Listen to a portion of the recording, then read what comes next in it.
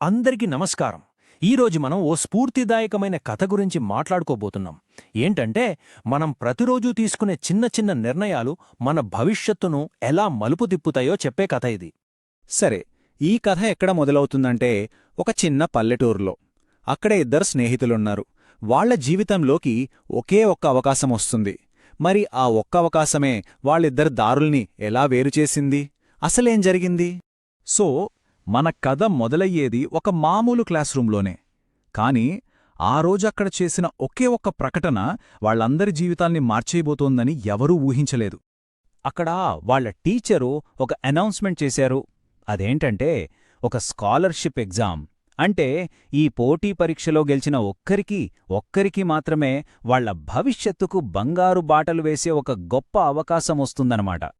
ఇక ఈ మాట వినగానే ఇద్దరు విద్యార్థులు, సీత, రవి, వాళ్ల స్పందన పూర్తిగా వేరుగా ఉంది. సీతకేమో ఇది నేను సాధించాల్సిన లక్ష్యం అనిపించింది. కాని రవి మాత్రం సరేలే అన్నట్టు చాలా నిర్లక్ష్యంగా, సంతోషంగా ఉన్నాడు. సరే, ఆ అనౌన్స్మెంట్ తర్వాత వాళ్ళిద్దరూ ఎంచుకున్న దారులు పూర్తిగా వేరు. రోజు తీసుకునే చిన్న చిన్న నిర్ణయాలే చివరికి వాళ్ల మధ్య ఎంత పెద్ద అంతరాన్ని సృష్టించాయో ఇప్పుడు చూద్దాం. సీతకు ఒకటి బాగా తెలుసు. అదేంటంటే, విజయమనేది రాత్రికి రాత్రే రాదని. అందుకే ఆమె ప్రతిరోజూ ఒక్కరోజు కూడా తప్పకుండా 1 గంటపాటు పూర్తి ఏకాగ్రతతో చదవడం మొదలుపెట్టింది. తన చుట్టూ పుస్తకాలు పెట్టుకుని తన లోకంలో తను మునిగిపోయింది. ఇక రవి విషయానికొస్తే, అబ్బో, పరీక్షకు ఇంకా చాలా టైముందిలే అనుకున్నాడు. ఇంకేముంది, పుస్తకాలు పక్కన పడేశాడు, ఆటలకే ఎక్కువ ప్రాధాన్యత ఇచ్చాడు. ఇంట్లో వాళ్లమ్మ ఎంత చెప్పినా, చదువుకోరా అని ఎంత పోరినా, రేపు చూద్దాంలే అని నిర్లక్ష్యంతో కాలాన్ని వృధా చేసేశాడు. చూశారా, ఇక్కడే వాళ్ళిద్దరి మధ్య తేడా ఎంత స్పష్టంగా కనిపిస్తుందో. ఒకవైపు సీత రోజుకొక్క ఇటుక పేర్చి తన జ్ఞానాన్ని అనే భవనాన్ని కట్టుకుంటుంటే, మరోవైపు రవి మాత్రం తిరిగి తీర్చలేని సమయం అనే అప్పును రోజురోజుకీ పెంచుకుంటూ పోయాడు. ఇక రోజులు గడిచిపోయాయి.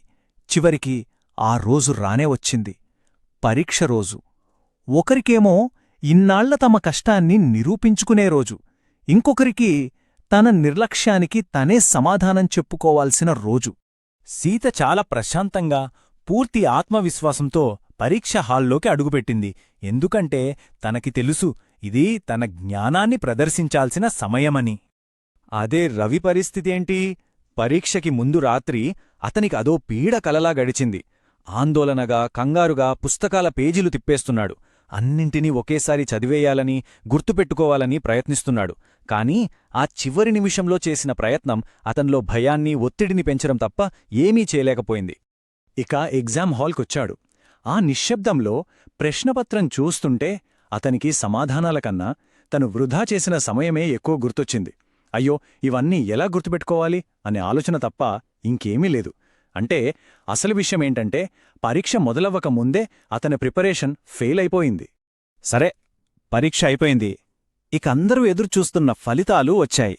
ఆ ఫలితాలు ఊహించిన ముగింపునే ఇచ్చాయి. కాని దానితో పాటు ఒక పెద్ద పాఠాన్ని కూడా నేర్పాయి.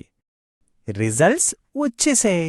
ఆ మార్కులే వాళ్ళిద్దరి ప్రయాణాలు ఎంత భిన్నంగా సాగాయో చెప్పకనే చెప్పాయి. సీత తను పడిన కష్టానికి ప్రతిఫలంగా స్కాలర్షిప్ గెలుచుకుంది. ఆ క్షణంలో ఆమె కళ్లల్లో కనిపించిన ఆనందం ఆమె పడిన శ్రమకు దక్కిన నిజమైన గౌరవం. ఇక రవి సీత విజయాన్ని చూసి అసూయపడలేదు. కాని తనలో తాను లోతుగా ఆలోచించుకున్నాడు.